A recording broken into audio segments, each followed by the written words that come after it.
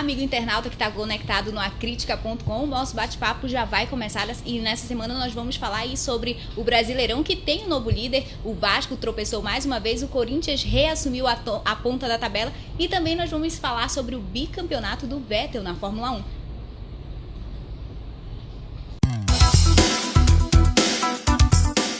E nessa semana nós contamos aqui com o retorno de Carlos Eduardo Souza e de Leanderson Lima. Muito obrigada por retornarem ao nosso bate-papo aqui. Obrigado, sobrevivi, né? Estou de volta aí. É verdade. E a gente vai começar já falando sobre o novo líder do Brasileirão, o Corinthians, que reassumiu aí a liderança depois que o Vasco mais uma vez tropeçou, não é isso? Eu acho que o resultado foi normal, se a gente julgar que o Corinthians tinha toda a obrigação do mundo de vencer esse jogo contra o Atlético Goianiense. Eu acho que o resultado anormal, Lorena, seria um empate ou até mesmo uma vitória, em se tratando que o Corinthians estava jogando em casa, né? Agora, claro, o Atlético Goianiense deu muito trabalho para muita gente, tirou ponto de muita gente, mas eu acho que o Corinthians fez o dever de casa. Quem não fez foi o Vasco. E quem quer ser campeão brasileiro tem que fazer bonito fora. Então o Vasco aí não teve a presença do Dedé.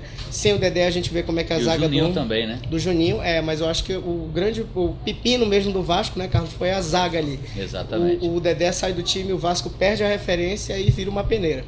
Eu tive cuidado de assistir esse jogo do Corinthians, assisti os dois, né? Assisti o do Inter e Vasco, depois Corinthians e Atlético Goianiense. Interessante como taticamente trabalha esse time do Corinthians, né? Com os dois atacantes, o William voltando ali pela direita, o Jorge Henrique volta pela esquerda, eles compõem o meio campo, eles fecham e dão combate, são jogadores leves, mas que ficam acompanhando os laterais o tempo todo. Os laterais do Atlético Goianiense, que geralmente jogam bem, não se criaram na partida. Agora, teve um outro detalhe também, que todo mundo falou, o Adriano estreou, mas o Adriano está muito longe, mas muito distante de ser um titular do Corinthians. Teve aquele pique, aquela bola que ele recebeu, ele quase levou 3 dias para chegar naquela bola, né, Carlos? Ele desistiu da jogada porque, olha, o rapaz estava do lado esquerdo com a bola, cruzou a bola para ele, um açúcar ali para chegar, só é fazer. Ele desistiu porque ele não teve condições físicas de chegar. E no banco de reserva, quando a televisão mostrou o banco do Corinthians, o Adriano está tomando 2 poltronas no banco, né?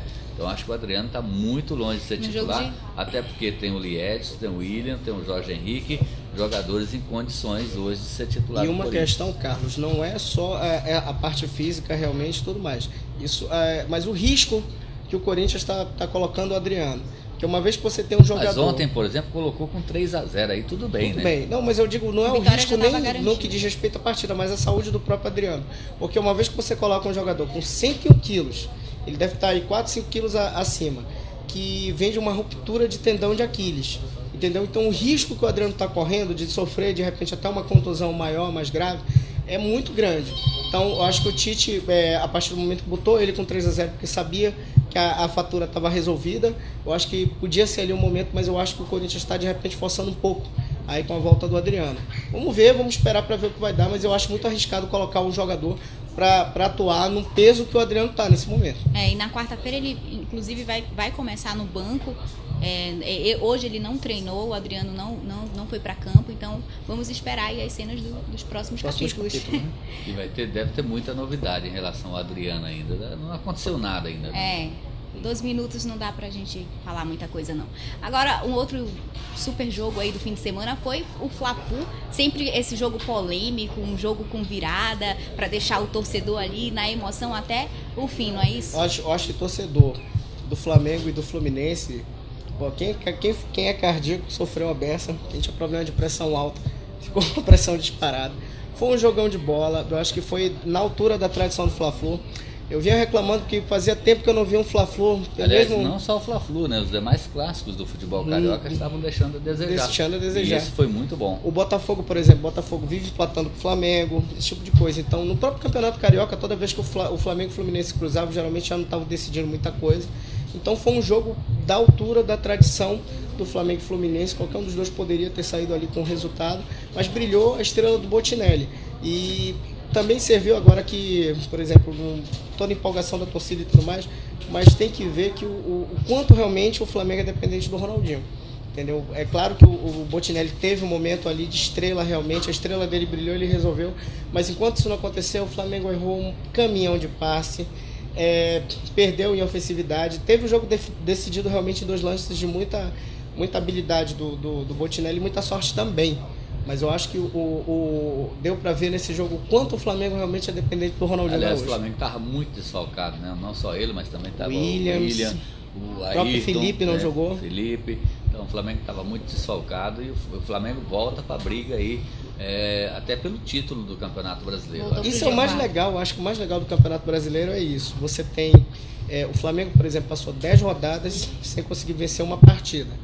Venceu 3 seguidas, já volta para a briga do título. Tá brigando. Então, do 8º lugar ali para cima... Qualquer equipe hoje, Vasco, aliás, Corinthians, Vasco, São Paulo, Flamengo, Fluminense, tem chance Botafogo, de conquistar o título. Essas equipes, até o Internacional que está ali na porta, se tiver uma sequência de 5 vitórias, ganha o campeonato. Ganha o campeonato. Agora tá rolando um boato aí na internet, né? Por conta da derrota do Botafogo. Estão chamando o Botafogo de time golfinho. O Botafogo empatou em 2-2. Pois é, mas assim, primeiro ele tá caindo de posição, o time golfinho. Como é que é o time golfinho, Carlos? Ele sobe faz uma gracinha e desce de novo, né? Mas eu acho que isso não acontece.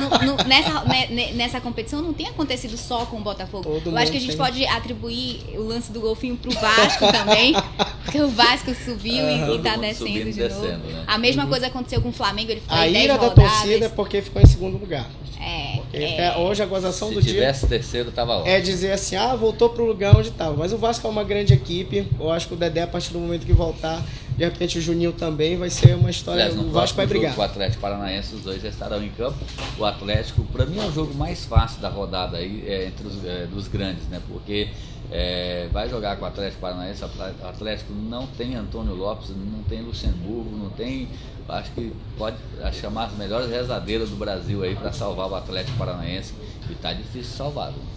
Candidato para mim, o jogo melhor, rebaixamento. Melhor para os grandes aí é do Vasco da Gama contra o Atlético Paranaense, apesar de ser na Baixada. O gramado está muito ruim também lá na Baixada, mas eu acho que ainda dá Vasco. O Justin Bieber tocou por lá também, estragou o gramado? Não passou por lá, porque mas o Engenhão estava feio. O Engenhão estava feio. É um problema que nós temos hoje no Brasil, né? Começam, as equipes socorrem aos shows para fazer um caixa e de repente acaba com o gramado. O Morumbi acontece isso, o Parque Antártica, quando fazia show, acontecia. Lá no Rio Grande do Sul deve ter acontecido ontem também, né? Porque teve show lá também.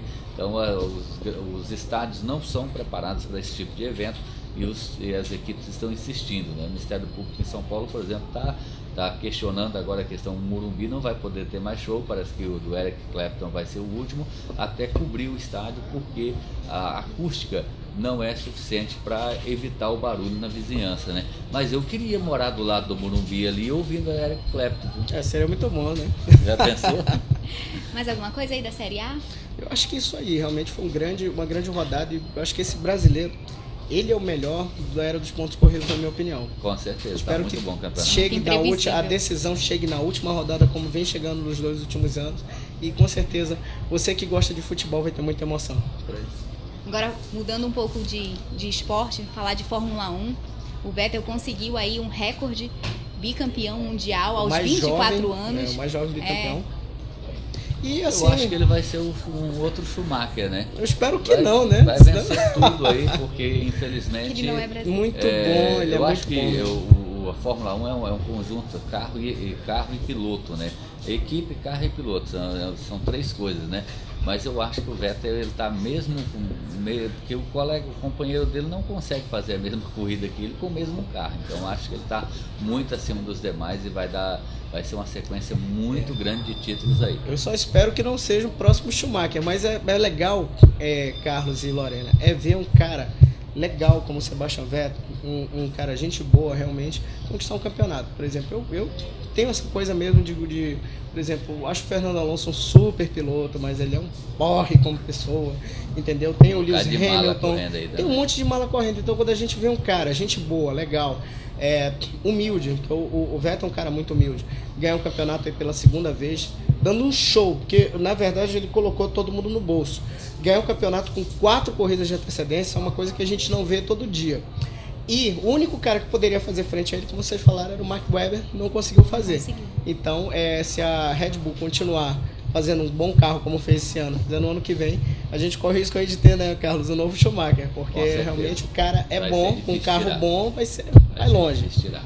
Verdade. E no campeonato, no futebol amazonense, alguma novidade? Tem sim, o Nacional está praticamente fechado com o técnico Idemar Oliveira.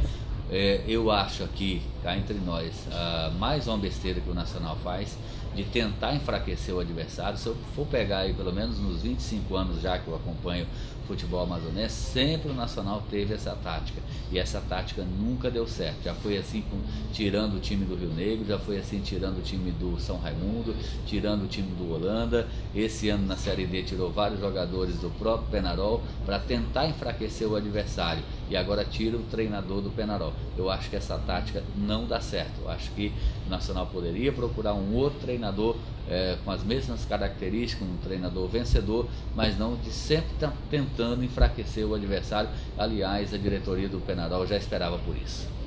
Lamentável, né? Mais um episódio aí que a gente vê. E só dizendo também que na semana que vem nós já teremos o Conselho Arbitral do Campeonato Amazonense.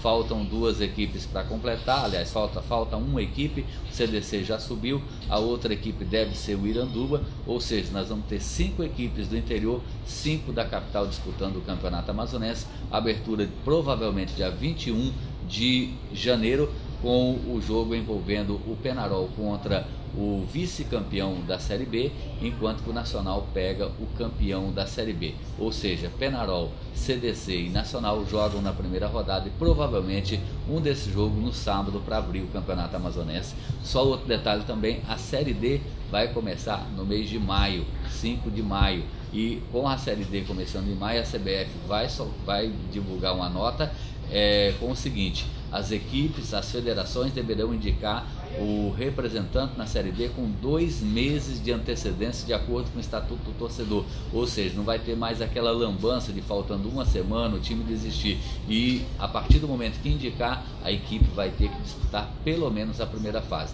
Deve sair essa semana essa nota da CBF, uma nota oficial, inclusive, determinando isso, porque para evitar o que aconteceu nos anos anteriores da Série D. A pergunta que não quer calar, Carlos. O Penarol já está classificado porque ele é o atual campeão amazonense. O Nacional vai tentar de novo uma outra vaga?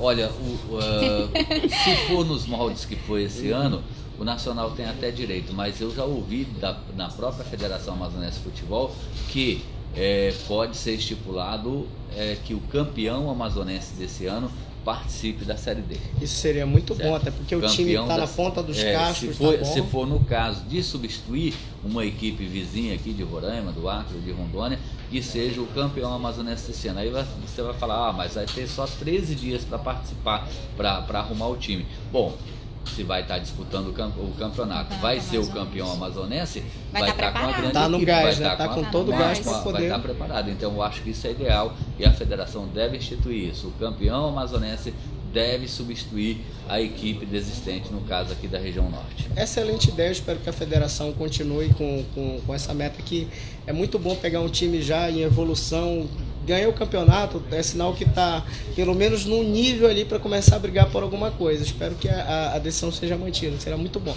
Acompanhe aí no Jornal A Crítica, acompanhe no portal acrítica.com, que a gente vai estar sempre mantendo vocês bem informados. É isso. Então é isso. Continue acessando aí o portal e também acompanhando, como o Leanderson disse, o Caderno Craque do Jornal A Crítica, e nós voltamos na próxima semana. Até mais.